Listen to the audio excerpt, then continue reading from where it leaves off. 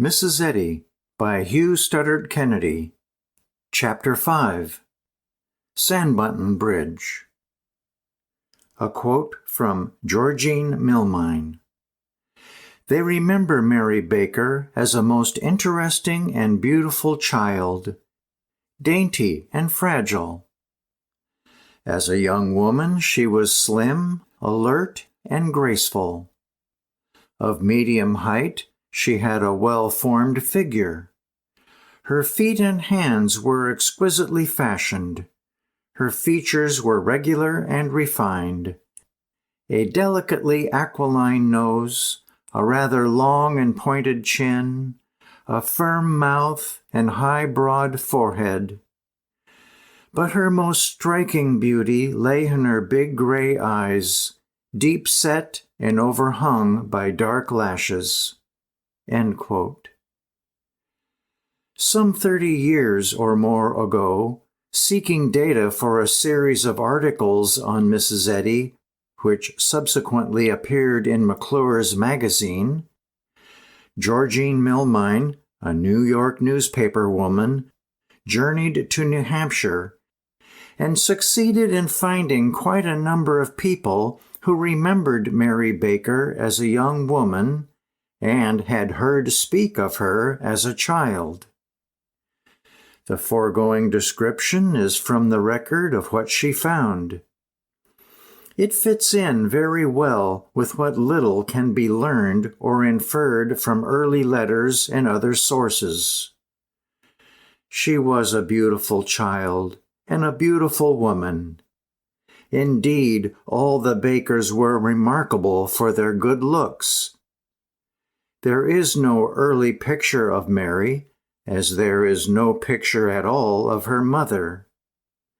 But one that is preserved of her eldest sister Abigail shows a woman of statuesque beauty and grace, while her father, as is seen from a picture taken in middle life, was tall and erect, with high brow and clear, piercing eyes. Mary always seems to have had the knack of dressing well.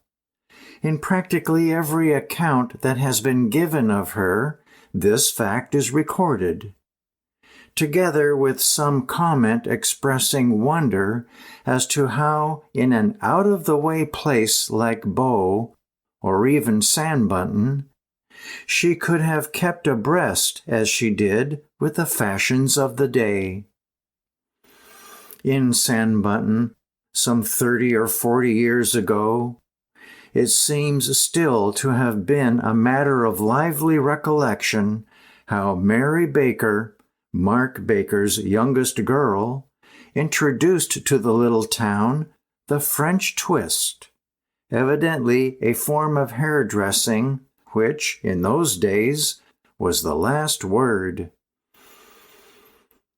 Sanbornton, or more correctly, Sanbornton Bridge, the Tilton of today, was, in the middle decades of last century, a thriving little mill town with woolen mills, grist mills, and cotton mills straggling up and down the Winnipesaukee River. The first settler was one Nathaniel Tilton, who came there in 1768. And 100 years later, when the town was incorporated, its name was changed to Tilton in his honor. At the time the Bakers arrived, the Tiltons, descendants of the original Nathaniel, were the most substantial people in town. Alexander Hamilton Tilton was a prosperous mill owner. The Tilton tweed, which he had invented, was known everywhere, and brought to him a large and increasing revenue. The fact that within 2 years of the Bakers' arrival, Alexander Tilton married Abigail Baker, Mary's eldest sister, would seem to show that from the first the two families were thrown much together, and that the Baker girls would have, in the way of social intercourse, all that Sanbornton had to offer. And Sanbornton apparently could do very well. It was no more than a small town, but after Bow, it must have seemed to Mary and her sisters a veritable whirl of social life. For Sanbornton did not depend only upon itself. All round about, wherever there was a stream with a good volume of water and a suitable fall, a dam had been laid, and a mill had been built, and a little settlement had sprung up. And Sanbornton Bridge visited friends in Sanbornton Square, or Franklin Falls, or Tin Corner, or the chapel, and vice versa. The bridge, as it was generally called, had a fine wide street, lined with shade trees, and flanked by white houses with green shutters. It had a large church with a typical bullfinch steeple, while away above the town on Academy Hill was Sanbornton Academy, whose 100 or more students, boys and girls, formed a social center in itself. To Mary, it meant a new world. There is, it is true, the backward glance to Beau and Andrew already noted, but it is not long before Mary is writing to Sullivan of the various parties and weddings and excursions and what not, in which she and her sisters are taking part, and of the many new people she is meeting and the new friends she is making. In all, she expresses a natural and wholesome attitude in such typical tidbits as this. Quote, I will give you an abridged sketch of a gentleman recently from Boston, now reading medicine with a doctor in this town. A perfect complete gentleman. I met him a number of times at parties last winter. He invited me to go to the Shakers with him, but my superiors thought it would be a profanation of the Sabbath, and I accordingly did not go. End quote. And so it goes. Then there is the tremendous event of Abigail's wedding. It was to be a great affair, a real June wedding with all the friends of both families gathered together. But as was only proper 100 years ago, Mary, in writing about it to her brother Sullivan, had to express some due feeling of regret, if not actual sorrow, at the approaching separation. She will be lost to us irrevocably, that is certain, she writes. And then, as if reluctant to surrender the luxury too quickly, she adds, How changed is one short year! Dear brother, can you realize it with me? If so, take a retrospect view of home. See the remaining family placed round the blazing ingle, scarcely able to form a semicircle from the loss of its numbers. However, it is not long before she is herself again, quoting Burns and begging Sullivan to come and see them before long, when she promises not to be as sleepy as she and Abby were the last time. And now, letters from Albert begin to appear. He is in practice at Hillsborough, and with Franklin Pierce more and more preoccupied with politics, he is very busy. Too busy, in fact, for it is clear from his letters that he has already embarked upon that reckless spending of his energies which brought an untimely end to a more than ordinarily promising career some 4 years later.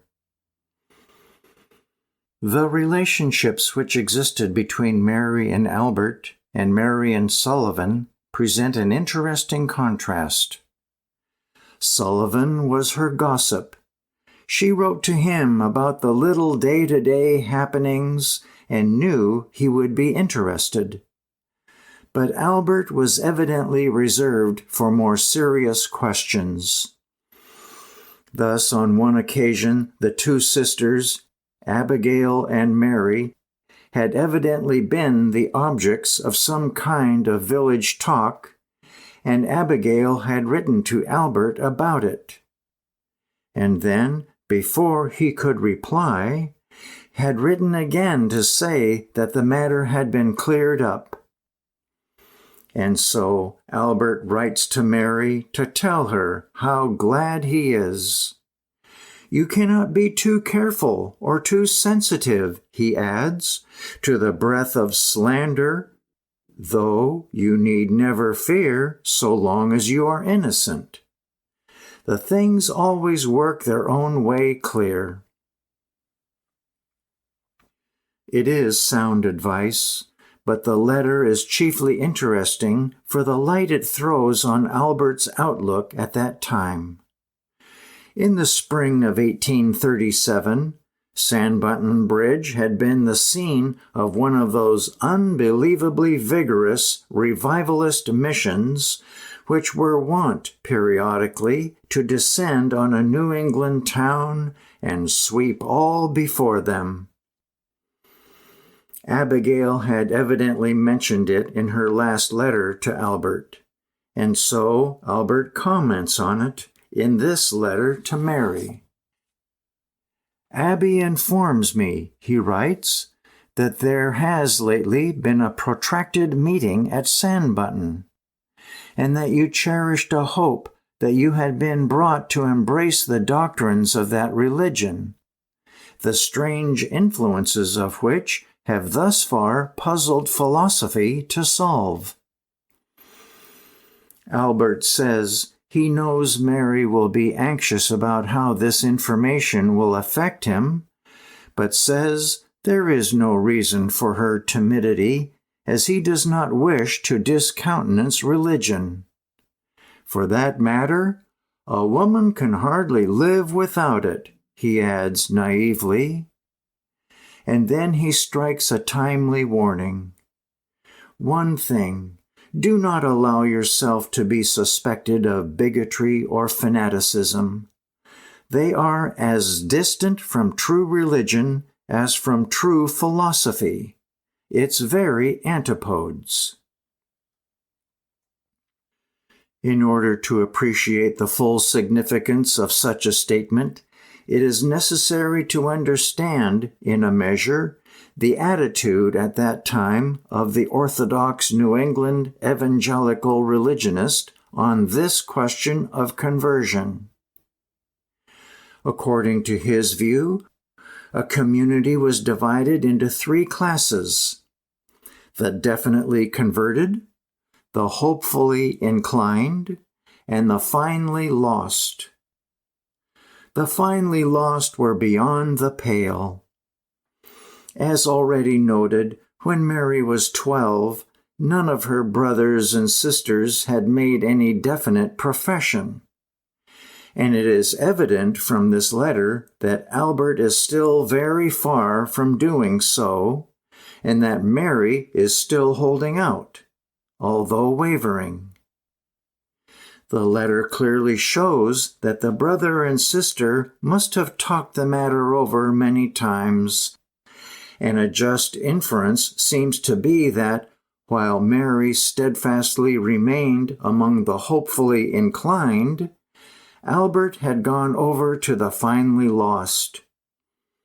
He had no desire, however, that Mary should follow him, and probably less positive now than he was in his Dartmouth days, is even anxious that Mary should feel free, if she should so desire, to cross over the border into the fold of the definitely converted. His only hope is that she retain that freedom from bigotry and fanaticism which the two had evidently agreed was the only fitting attitude on religious questions. At Dartmouth, Albert had been much interested in mental and moral philosophy. As has been seen, he was an excellent scholar, a member of the Phi Beta Kappa, then as now a very definite gauge of scholarship. He was also a member and at one time vice president of the United Fraternity, a literary and debating society whose discussions on such subjects as is the evil of underrating our abilities greater than that of overrating them, and have the people the right to instruct their representatives, attracted wide attention. It is interesting to note that, quite typically, Albert took the affirmative side in the first of the specific subjects mentioned, and the negative in the latter. In discussing such questions, he was evidently in his element. As his opponent for Congress, the Honorable Isaac Hill, wrote of him just after his death in 1841, he was fond of investigating abstruse and metaphysical principles, and he never forsook them until he had explored their every nook and corner, however hidden and remote. Thus, in Albert is seen all the elements which, years afterwards, were to compel his sister Mary into new fields in the realms of religion. He could not accept orthodox faith, but he was convinced that without that something which religion professed to give, man was a stranger in a strange land. And so he had the will to explore and the courage to keep on. Meanwhile, he writes to reassure Mary.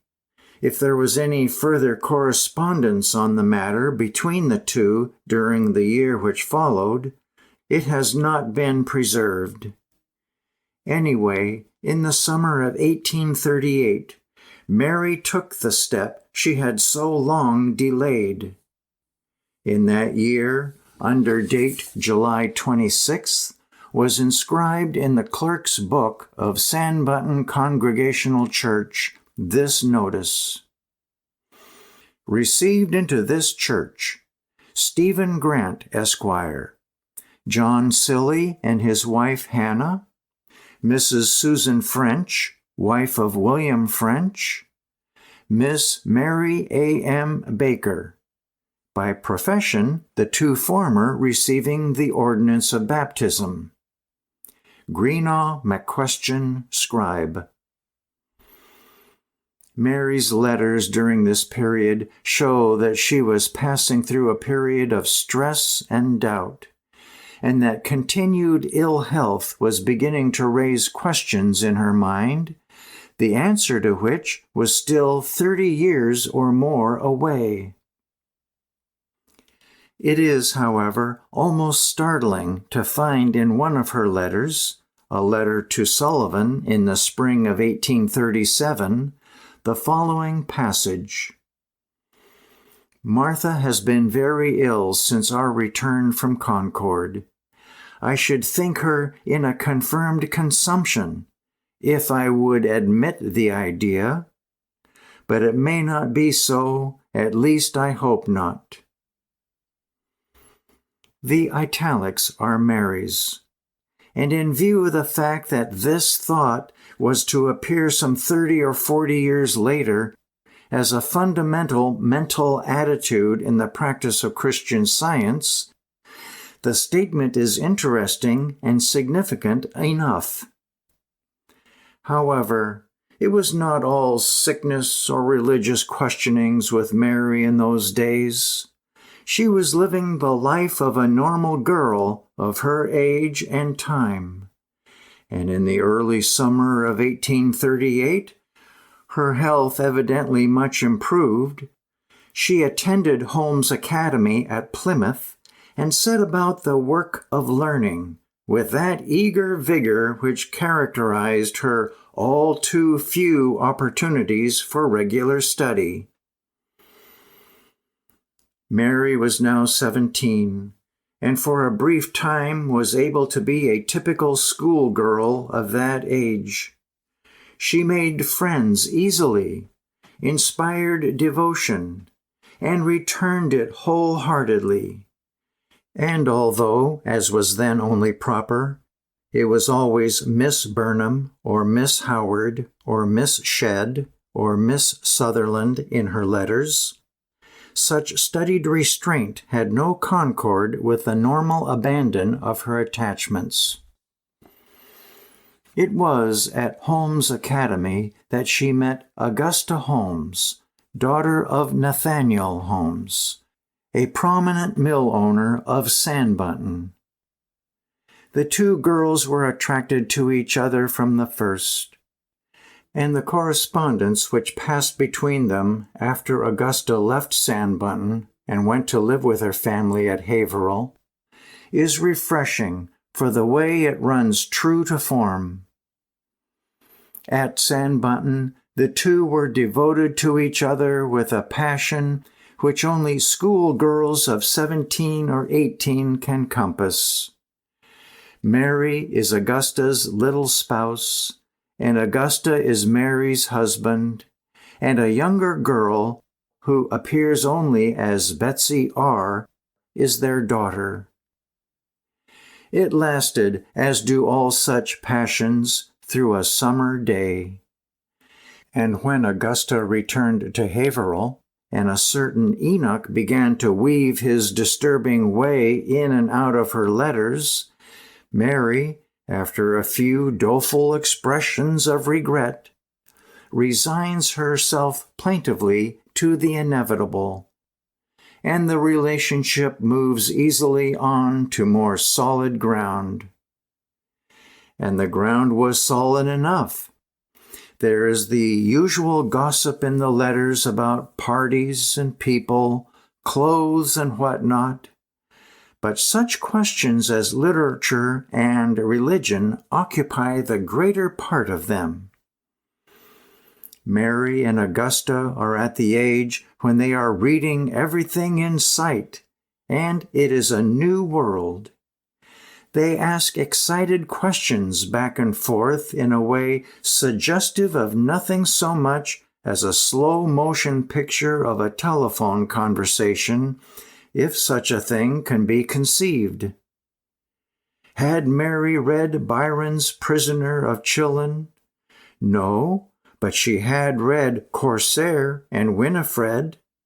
And did Augusta ever see Godey's Lady's Book? And did she possess a copy of Sir Walt's Grammar? And if so, would she lend it to her, as she heard that it was easier than Levizac's? And is she well? And did she get home safely? Mary's reading about this time was wide enough in its scope. In the scrapbook of her poems, which is still preserved, are many pages of manuscript devoted to extracts from Shakespeare, Milton, Wordsworth, Scott, Mrs. Hemans, Byron, and so on. Of these, Milton seems to have been her first and most lasting favorite. Literally, pages are devoted to transcribing portions of Paradise Lost. The main theme of it all is, of course, the joys of solitude, the pathetic beauty of nature, and the uncertainty of human life. Mary, however, was gaining an education in another way, by listening to and talking with other people. All her life she had an extraordinary faculty for doing just this, for hurdling the elements of a new subject, and using with assurance information acquired perhaps only a few moments before. In early life, it is safe to say, she uniformly thought and talked beyond her years, and if she sometimes got out of her depth, her very daring had an evocative effect on her auditors. Thus, one of her teachers about this time was the Reverend Enoch Corser of Tilton Church. It was Dr. Corser who received her into church membership, and many years afterwards, his son Bartlett recalled the long religious discussions his father had had with Mary Baker, and how much the old Calvinist had admired her. "Bright, good, and pure, aye, brilliant," he declared to Bartlett one day, as they walked back from a visit to the Baker home. "I never before had a pupil with such depth and independence of thought. She has some great future, mark that.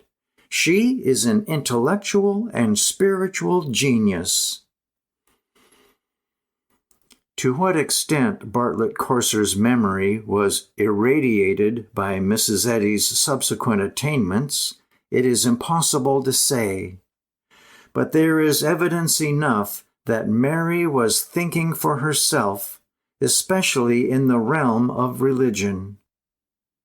She passed through periods when she sought to whip herself into orthodoxy, when the orthodox idea of God as the great afflicter to the ends of good seemed the only possible view of the matter.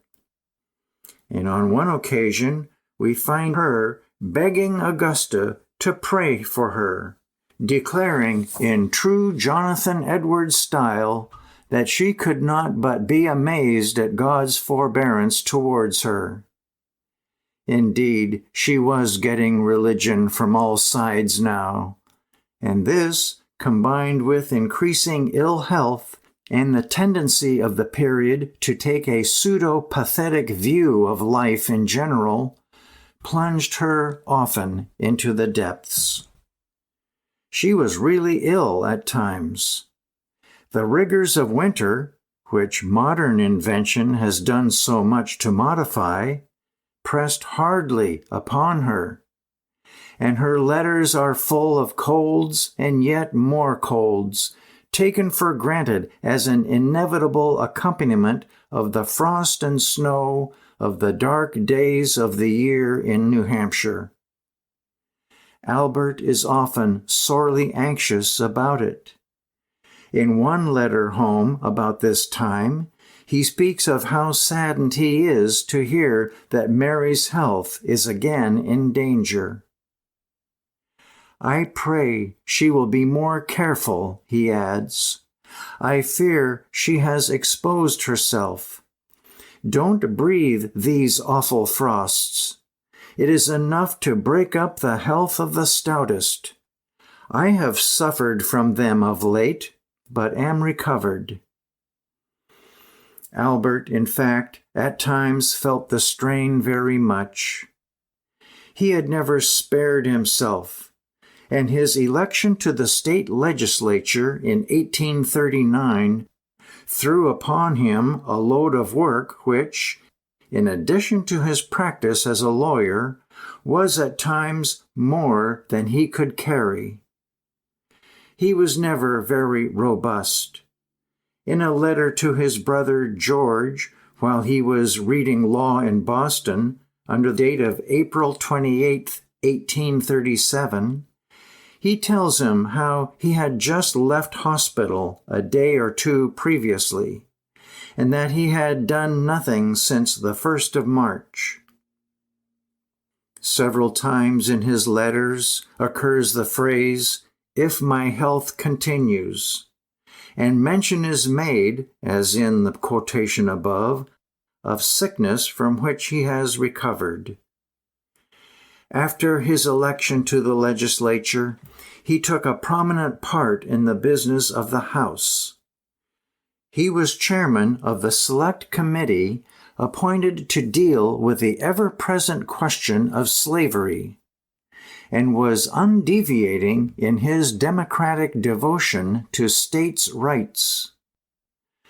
Sympathetic as he undoubtedly was towards the sentiments which advocated abolition, he favored the resolutions which rebuked abolitionist agitation, and recommended that Congress should not interfere with the slave trade between any states that desired this trade to continue. He was, moreover, in great demand as a speaker and lecturer. And when his friend Franklin Pierce went to Washington as a senator, the care of his practice, both at Hillsborough and Concord, devolved upon Albert. He is clearly being overworked, and it is not surprising to find him writing in a letter to Mary about this time, "I set out for Boston this morning. I am almost worn out. I have scarcely slept 2 hours for the last 2 days." Like Mary, however, he has periods when his health is unusually good, and then he forges ahead with redoubled energy. In the 3 years he was in the legislature, he piloted several important reforms through to the state statute book. Among these were the abolition of imprisonment for debt, the revision of the election laws, the protection of graves from molestation, the powers to be conferred on corporations, including railroads, whether a town should be allowed to buy stock in a railroad, the holding of courts at convenient times, and so on. And all the time, Senator Pierce from Washington was writing to his young partner not only about laws, but about politics, and it began to be clear that Albert Baker had his feet definitely set on the road to Congress. It ought to have been a happy and inspiring period for both Albert and Mary, and so, to a certain extent, it was. Albert loved to work, as he himself often put it. And as long as he could work, even under difficulties, his natural buoyancy of spirit asserted itself. In his student days, he had written home to his brother Sullivan how that he had sold his college classics for a round sum of $10. And when that was gone, he would sell his shirt. "By the gods," he added, "I am as rich as a prince." What a glorious thing, this idea of borrowing money and dying insolvent. There is a laugh, of course, in every line of it, and there were many times later on when Albert could get back to where he was then. But the last few years of his life were overshadowed by ill health. In this respect, the brother and sister undoubtedly reacted unfavorably on each other. They worried over each other's health. His joy is saddened many times by the news from home, and his letters show him turning more and more for help and consolation to religion. He never seems to have reached the standpoint of the definitely converted, but he had quite evidently ceased to find any satisfaction in numbering himself among the finally lost. Thus, in a letter to Mary during one of her periods of sickness, he says he hopes his sister is enjoying good health, but even if not, she should maintain an attitude of calmness and resignation, since Providence is inscrutable. He adds that he sees the hand of God in events, good and evil. God rules, let the earth submit. That was in 1840. The following year, he was nominated to Congress in a district where election was certain. But he died some 2 weeks before Election Day, on October 21st, 1841. His death was a cruel shock to his family and friends, but to no one more than to Mary. One rather pitiful little poem in which she expects soon to follow her brother and wonders whether her friends will miss her or forget her, is the only reference to her sorrow that has been preserved.